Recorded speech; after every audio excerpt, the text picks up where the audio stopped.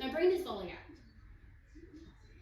My brain is actually falling out because I had Arnold-Chiari malformation, which affects my skull. It's a genetic condition that you're born with most of the time, where the back of your brain is pushing through the bottom part of your skull.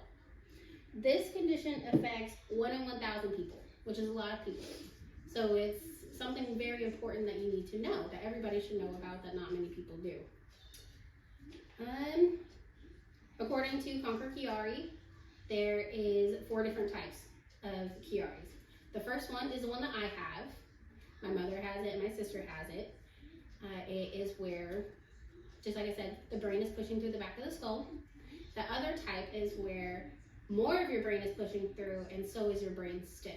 The third one is where most of your hindbrain and your brainstem and your spinal cord are all pushing down through a specific part of your skull. And the last one is where parts of your brain are actually missing. The only way to fix this issue for Chiari is to have a decompression surgery, which right here, this is a scar. After a decompression surgery, they take away part of your skull to make room for the brain to lessen the symptoms. Now, the symptoms, they can vary, and herniation size doesn't matter. Size doesn't matter here. It is, you can either have small herniation like I do, which is about 7 millimeters, or you can have 12 millimeter herniations and have no symptoms. It really is just dependent on your body and the room that your brain does or does not have. The symptoms range from headaches to loss of vision, vomiting, vertigo, which is spinning, severe pain, swelling in the neck, cerebral spinal fluid, which is the fluid in your spine, blockage of that, which can cause more symptoms. And it takes a long time to get diagnosed with Chiari. And these are the symptoms right here, some of the symptoms, and kind of the struggle that you have to go through to find the right doctor, to get diagnosed, and to get the right help. So as you can see, this is very cluttered, very mixed up.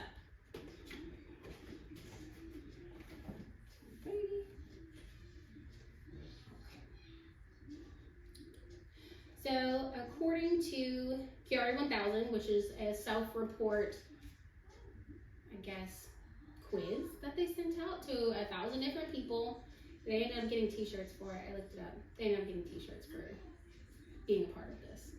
They noted their symptoms and they noted how long it took to get diagnosed. And most of Chiari patients either take 5 to 7 years to get a proper diagnosis and to get any help with it.